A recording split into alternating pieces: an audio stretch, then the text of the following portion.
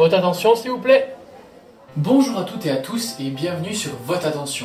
Aujourd'hui, nous abordons le troisième et dernier objet de votation de ce dimanche 25 novembre 2018, à savoir l'acceptation ou non de la modification de la loi fédérale sur la partie générale des assurances sociales ou base légale pour la surveillance des assurés. Jusqu'en 2017, les assurances sociales, notamment l'assurance accident et l'assurance invalidité, avaient, dans des cas de fort doute, recours à des détectives privés pour surveiller les assurés. Cette surveillance n'était pas du tout encadrée et pouvait se faire selon les méthodes choisies par le détective. Cela n'était possible que jusqu'en 2017, car en 2016, une jeune femme qui avait eu un accident de voiture et qui touchait des prestations d'invalidité a été surveillée à son insu. Cette femme s'est battue jusqu'au tribunal fédéral, puis jusqu'à la Cour européenne des droits de l'homme pour faire entendre que la surveillance dont elle avait été l'objet était illicite. Oui, illicite. Comme le shit que tu mets dans tes cônes. La Cour européenne des droits de l'homme s'est basée sur la Convention européenne des droits de l'homme et notamment sur l'article 8,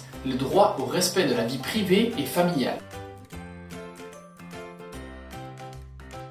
Donc pour la Cour européenne, la surveillance dont cette femme avait été l'objet était clairement illicite et contraire aux droits de l'homme. Dans l'affaire, la Suisse s'est fait taper sur les doigts pour ne pas avoir respecté la convention internationale signée. Ce qui, par la suite, a obligé la Suisse à établir une loi sur la surveillance des assurés. C'est donc un tribunal international qui a obligé la Suisse à combler un vide juridique.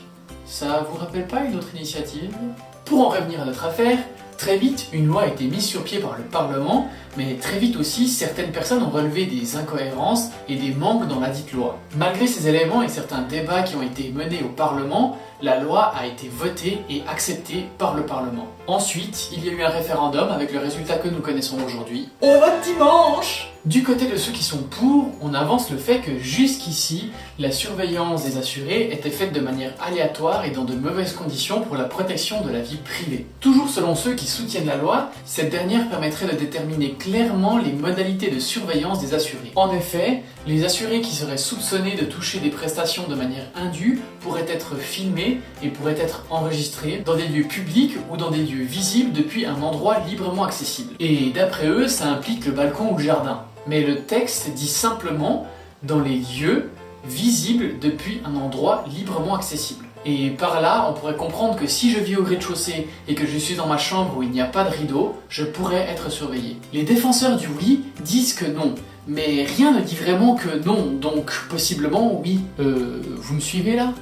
En gros, le texte dit simplement tout lieu visible depuis un endroit librement accessible. Donc rien n'est garanti. Du côté de ceux qui sont contre, le principal argument est de dire que la loi est mal ficelée et qu'elle octroie trop de droits aux assurances sociales. Tout d'abord, la loi concerne toutes les assurances sociales, c'est-à-dire l'assurance accident, l'assurance maladie, l'assurance invalidité, l'assurance chômage. Ça fait des années qu'il travaille et qu'il cherche du travail en même temps. L'assurance perte de gain. Elle fait semblant d'être enceinte.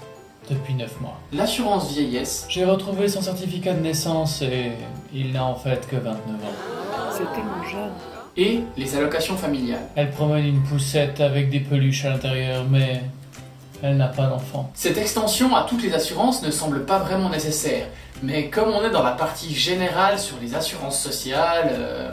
Ensuite, il y a un point majeur qui titille les opposants. C'est le fait que les assurances pourront décider d'elles-mêmes, sans avoir besoin de l'accord d'un juge, de mettre ou non sous surveillance un assuré. Alors, on est bien d'accord qu'on parle de personnes qui seraient soupçonnées de toucher des prestations de manière indue et dont on ne pourrait pas prouver d'une autre manière qu'elles fraudent réellement. Ce qui, soit dit en passant, ne représente que 150 cas par année. Mais la question qui se pose là est tout de même de taille. Les assurances seraient seules à déterminer si oui ou non un cas nécessite d'être surveillé ou pas. C'est un point qui pose problème car même la police, lorsqu'elle enquête sur quelqu'un qui est soupçonné d'un délit, doit avoir l'autorisation d'un juge pour pouvoir surveiller cette personne. Ça voudrait dire qu'on octroie plus de droits aux assurances sociales qu'aux représentants des forces de l'ordre. Le dernier élément par rapport à cette autorisation juridique, c'est que le fait de pouvoir enregistrer ou filmer pourrait être fait sans autorisation car apparemment ce serait trop compliqué. Mais poursuivre quelqu'un avec un traceur GPS ou un drone,